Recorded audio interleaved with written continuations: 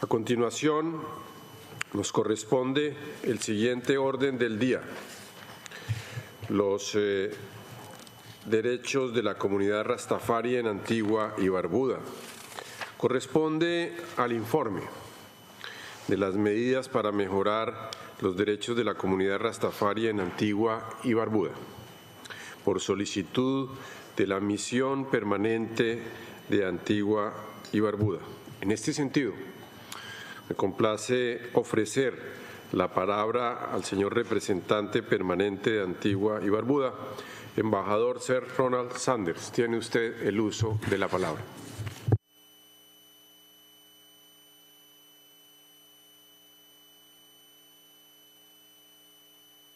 Thank you, Mr. Chairman. Mr. Chairman, as the chair of the Working Group on the Plan of Action for the International Decade of Afro-Descendants, which you served with such distinction, you would have a particular appreciation for the item that my delegation is about to introduce. The delegation of Antigua and Barbuda thanks you and the member states of this Permanent Council for the opportunity to bring to the attention of the people of the Americas a further step in righting ancient wrongs that deeply scarred many of our societies. Denial of the basic human rights of indigenous people and of people of African descent has been an ugly wart on the face of the collective history of the Americas. Regrettably, though we claim to live in an age of enlightenment, discrimination and intolerance based on color and creed persist in many of our nations. Such discrimination is often hidden and many times denied, but it continues to be experienced every day, mocking the high-sounding values inscribed in the constitutions of our countries. That is why in this organization, we should not falter in calling out racial discrimination and religious intolerance whenever and in whatever guise they emerge. It is also why our countries should collectively celebrate those occasions when we reject man's inhumanity to man, and when we acknowledge ancient wrongs and apologize for them as part of reparatory justice. Mr. President, on April 30th, the Prime Minister of Antigua and Barbuda, Gaston Brown, publicly and unreservedly apologized to the Rastafarian community in Antigua and Barbuda, who were marginalized as social outcasts and actively discriminated against for decades. In the eyes of the colonial power that ruled our country for 3 centuries, the sins of the Rastafari were twofold. First, their complete rejection of a British imperial culture that enslaved people of African descent and amputated their connection to their ancestral homeland in Africa. And second, their determination to shape an identity that refused to succumb to the desecration of their culture and their religious beliefs. For these transgressions, they were marginalized and alienated for almost 100 years throughout the Caribbean. It is a tribute to their endurance and their innate capacity that the Rastafarian community throughout the region, and now increasingly in many parts of the world, have produced professionals in medicine, in science, in the halls of academia, and in the performing arts. In the words expressed in song by the most internationally known Rasta, the iconic Bob Marley, "We refuse to be what you wanted us to be. We are what we were, and that's the way it's going to be." Out of a dark colonial past of their forebears, Rastas have risen up to affirm their self-dignity, their African heritage, and their worth as human beings. They have shown that from the margins of society can come energy and creativity that can spread around the world and captivate it. Prime Minister Gaston Browne said the following in his public apology, and I will read what he said. Many of our ancestors were defiant until death, tortured, broken on the wheel, and beaten to death. Others succumbed to the lash of the whip, to the daily grinding down by the exploiter's boot, to the respite that was offered by acceptance of the oppressor's rule. You, the Rastafari, remain defiant in defense of your culture and human dignity. So you had to be marginalized, scorned, victimized, and labeled. But you endured. Living in your own community, growing your locks, and retaining your own religious connections. Cannabis for you was not a mind-numbing drug that disembodied your spirit from the Babylon in which you endured.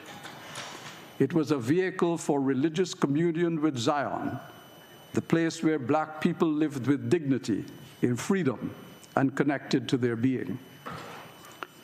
Regrettably, even as the colonial establishment retreated from whence they came, and people born in Caribbean countries replaced them in authority, the Rastafari continued to be marginalized. There were times in Antigua and Barbuda when our own misunderstanding of Rastafari and its religious rituals, such as the use of cannabis, caused our establishment to turn away Rastas at the airport and to demand that their children cut away their locks as a condition of entering school. Even our churches scorned the Rastafari.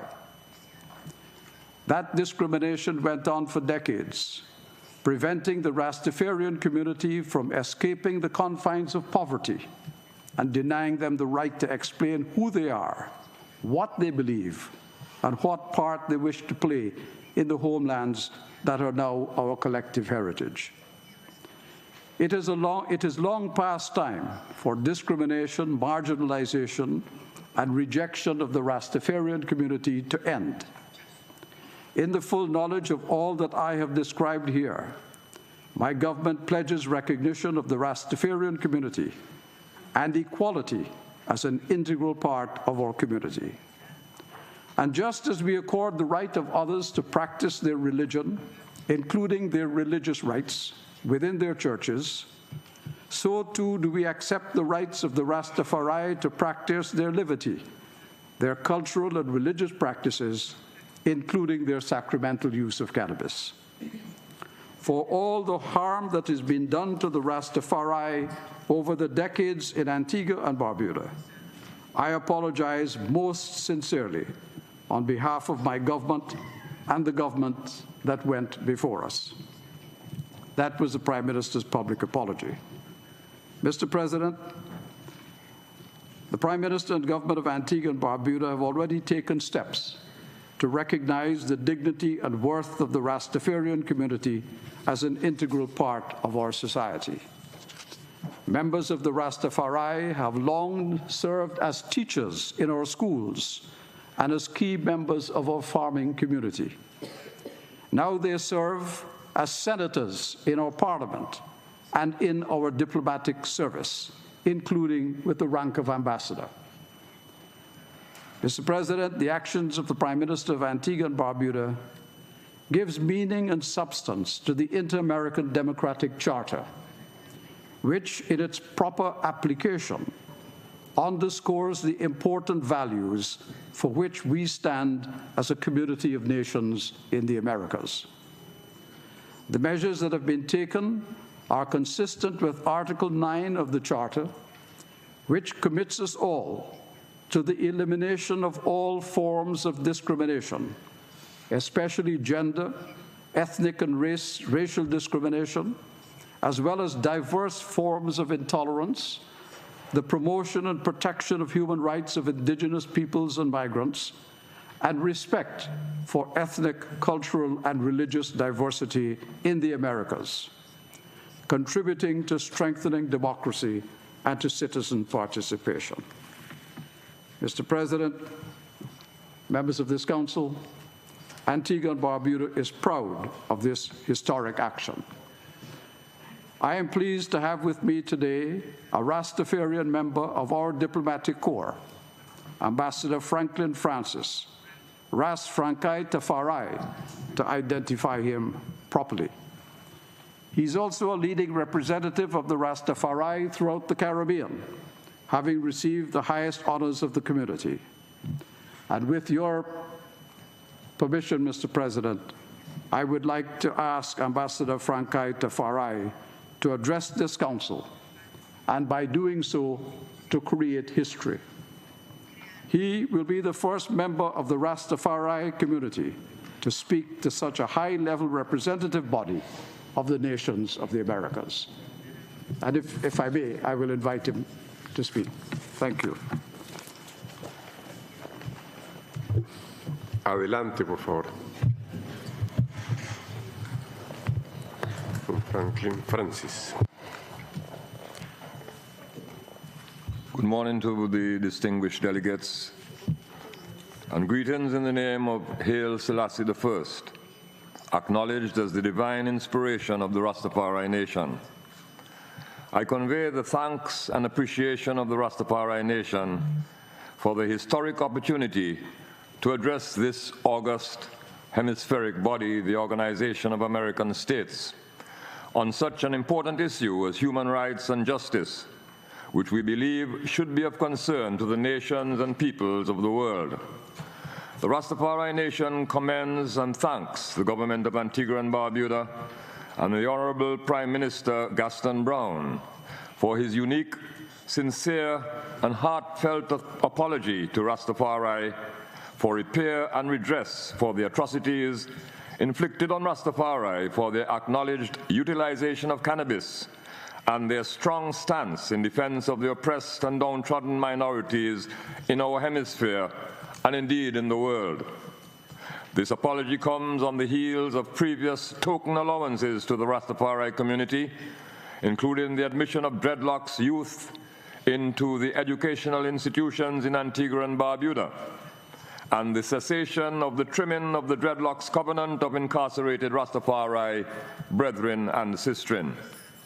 The Rastafari nation has long expressed our advocacy for the rights of Africans the world over, and our advocacy for the use of cannabis as a human rights issue, and view the prohibition of cannabis and the persecution of Africans through the immoral crime against humanity that was chattel slavery as contrary to United Nations Declaration on Human Rights, as enshrined in the United Nations Charter and other conventions, including those in the OAS.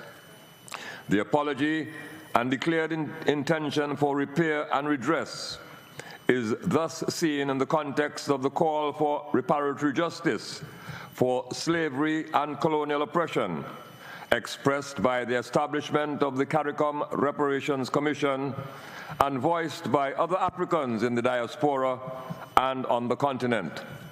This call gains added significance, coming as it does in the United Nations declared International Decade for People of African Descent, 2015 to 2024.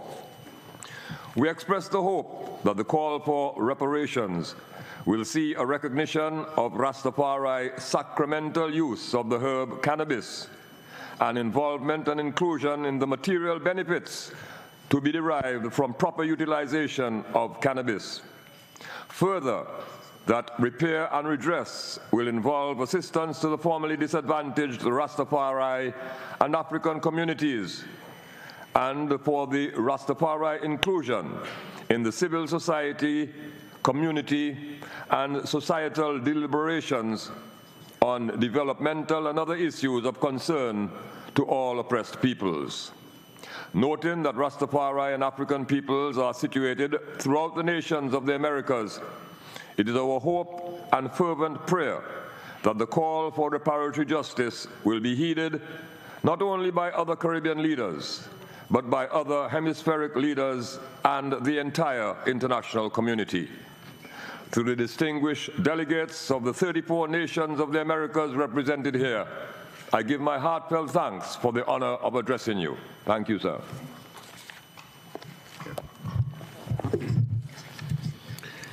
Muchas gracias.